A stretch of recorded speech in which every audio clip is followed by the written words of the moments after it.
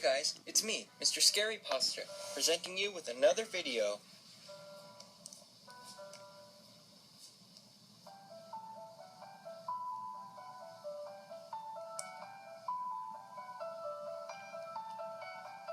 This video is the top 10 creepy unsolved mysteries that happened on Halloween.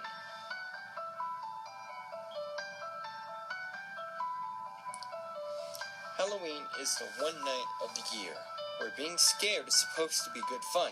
However, amid all the harmless activities like trick-or-treating, sometimes genuinely frightening and disturbing things can happen. October 31st has been the date of some horrific murders and unexplained disappearances, which are far more terrifying than any ghouls, goblins, or witches, because they happened to take place on Halloween. The following mysteries have an extra aura of creepiness to them, and they remain unsolved to this day. Number 10. The murders of Ronald Sisman and Elizabeth Plasman. Sometime during the early morning on Halloween hours of 1981, a Manhattan couple named Ronald Sisman and Elizabeth Plasman were murdered in their apartment, which was located near Greenwich Village. The couple was severely beaten before being shot in the head, execution style, and the apartment was completely ransacked. Sisman was rumored to be involved in drugs, so authorities initially believed that to be the motive for the killings. However, the case took a bizarre turn when a prison informant claimed that one of his fellow inmates had somehow predicted the crime weeks before it actually happened. The inmate turned out to be none other than notorious Son of Sam killer David Berkowitz. In 1977, Berkowitz was convicted of a series of shootings which took the lives of 6 victims and left 7 others wounded. There has always been speculation that Berkowitz was somehow involved with the satanic cult and did not commit all the Son of Sam murders on his own. According to the informant, Berkowitz had told him that his cult was planning to enter a residence near Greenwich Village on Halloween. They would perform a ritual murder by shooting a couple in the head before ransacking the place and removing incriminating evidence. When questioned about this, Berkowitz claimed that Sisman possessed snuff footage of one of the Son of Sam shootings and was planning to hand it over to the authorities to avoid some drug charges. While no evidence was found to support Berkowitz's claims, he did provide an eerie, accurate description of Sisman's apartment. No one knows if the murderers of Sisman and Plasman had anything to do with the Son of Sam case, but they are still unsolved. Number 9. The disappearance of Hyun Jong Cindy Song.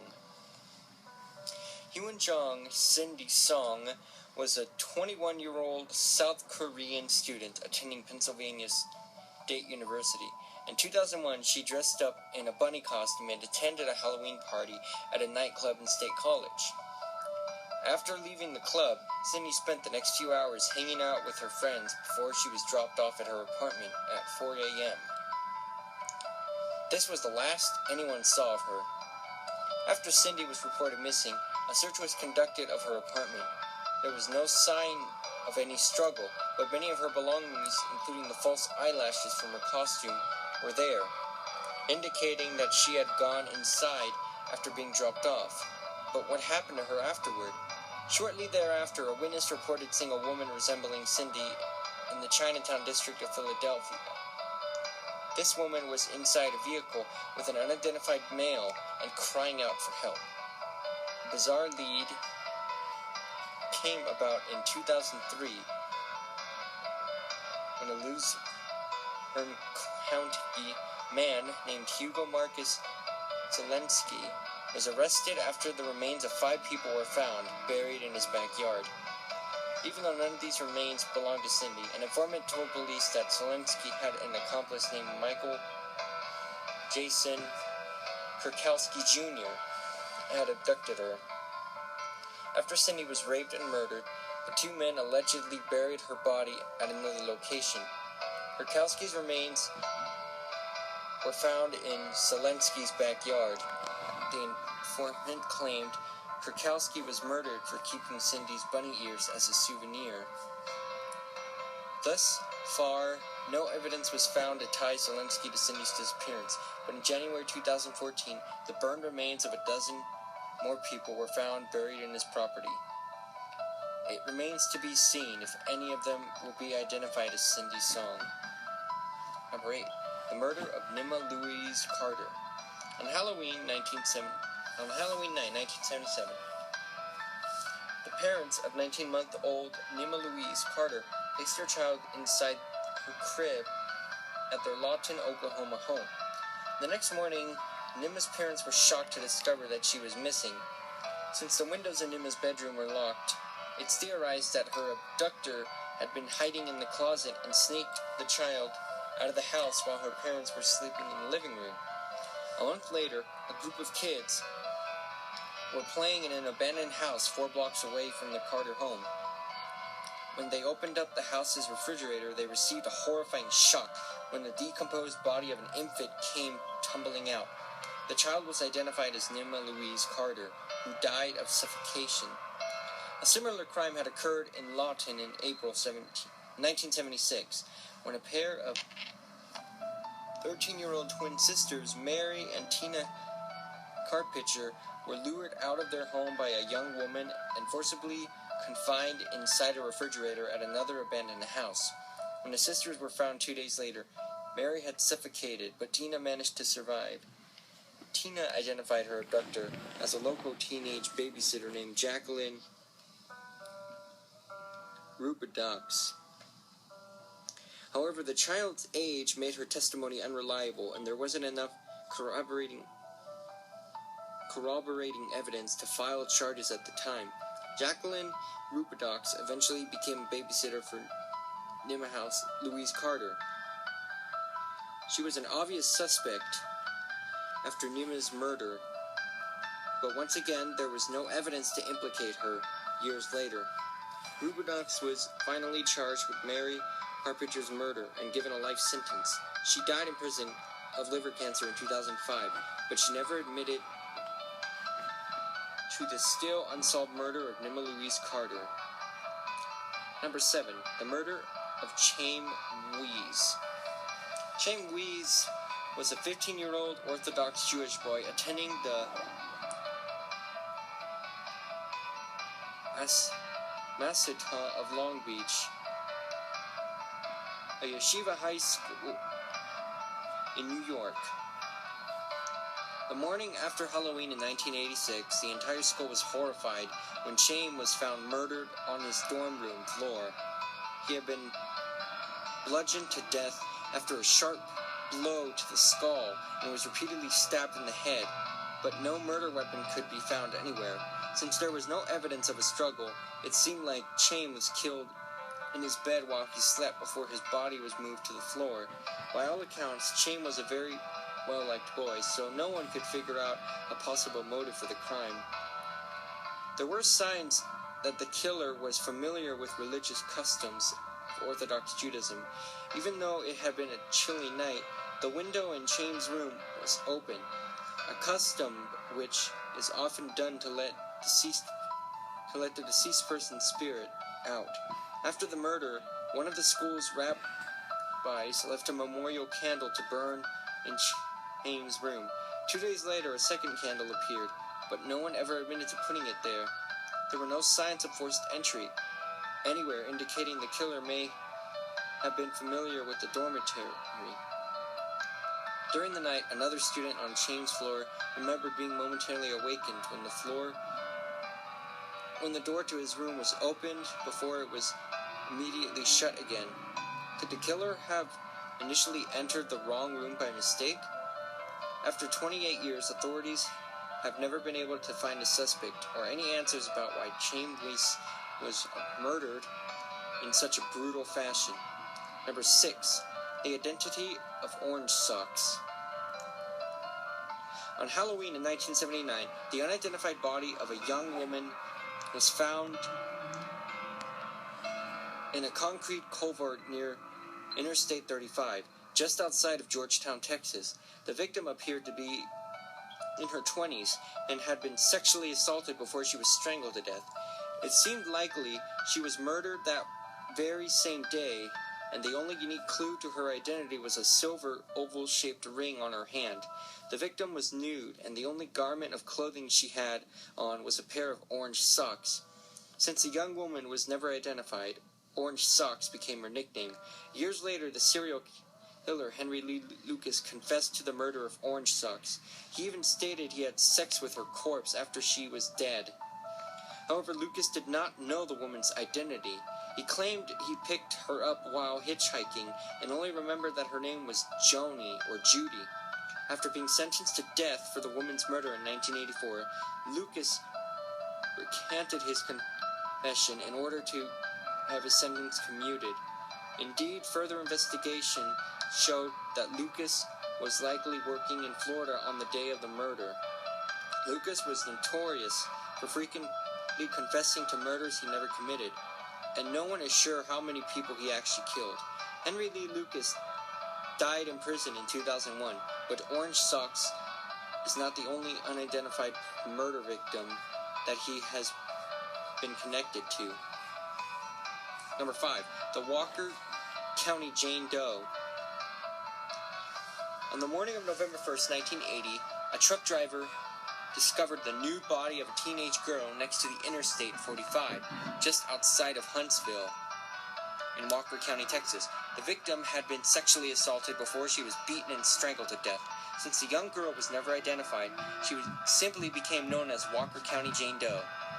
It's estimated that she had been murdered several hours before her discovery, and a potentially interesting backstory began to emerge for this girl when witnesses came forward to report their interactions with her on Halloween night.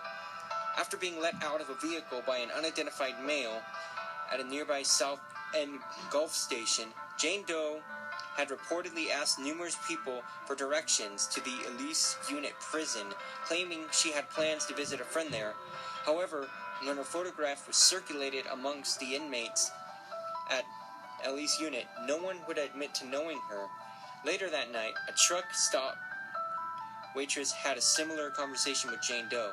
The girl claimed she was 19 years old, hailed from Aranas Pass area, and seemed to imply that her parents did not care about her.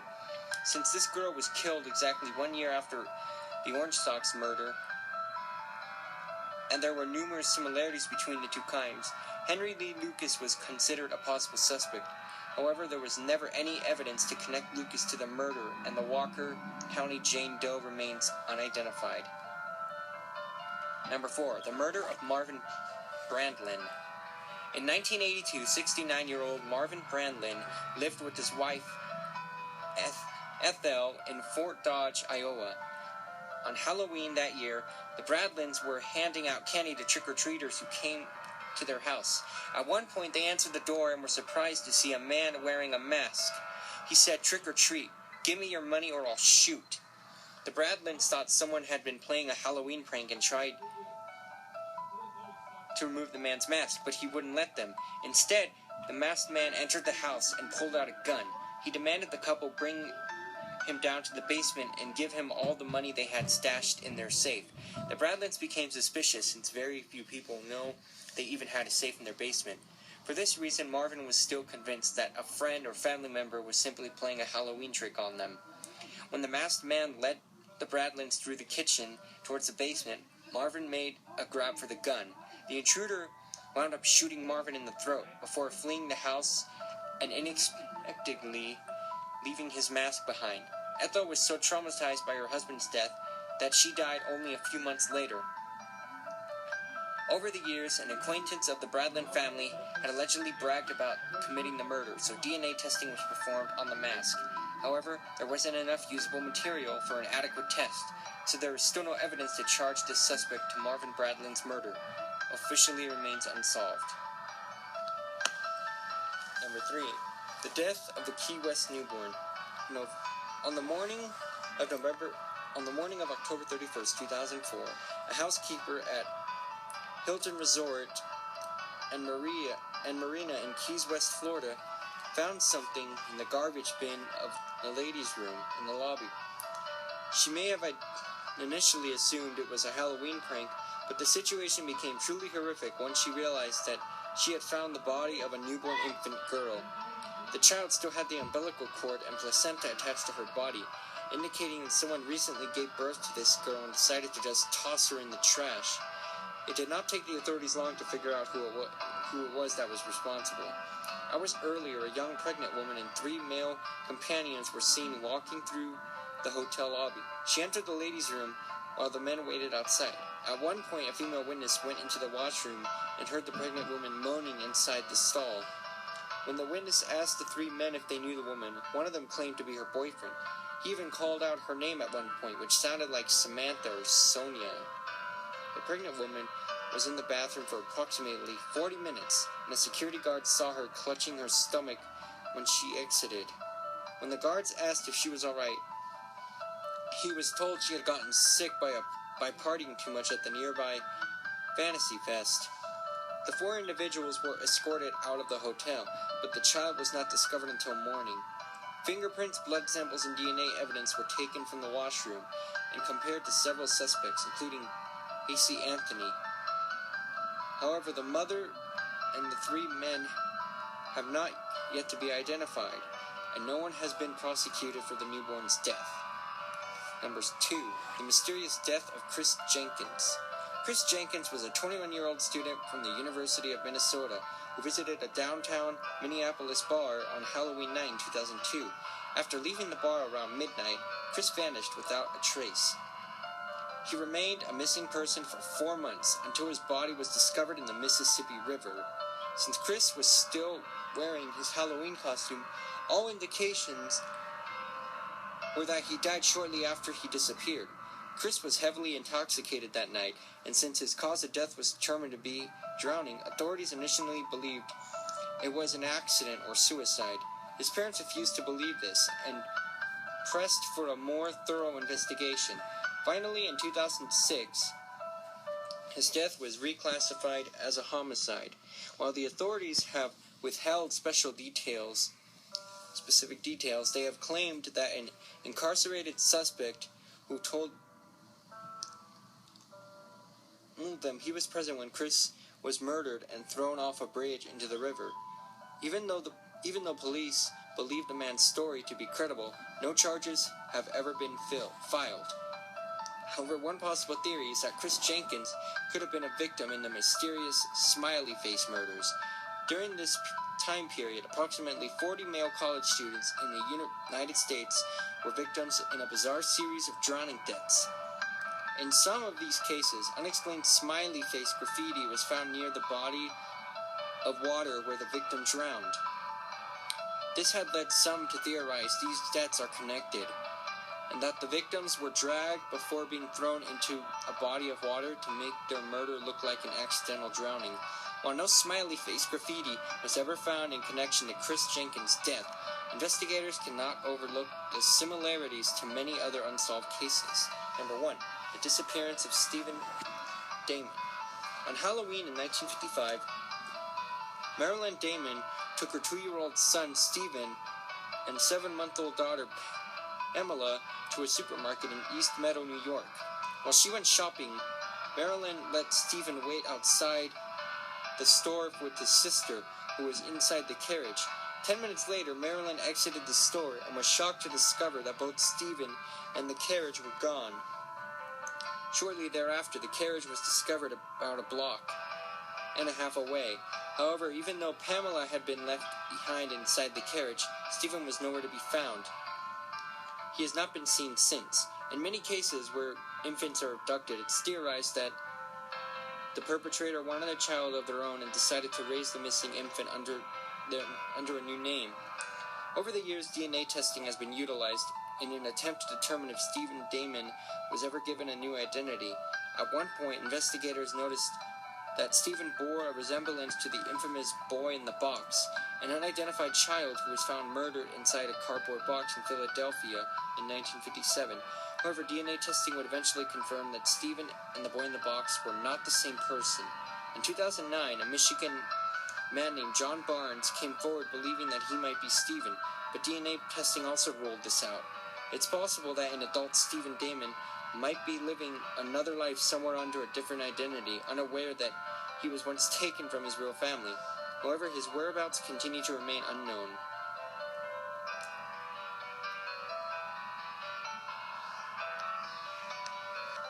Well, there you have it.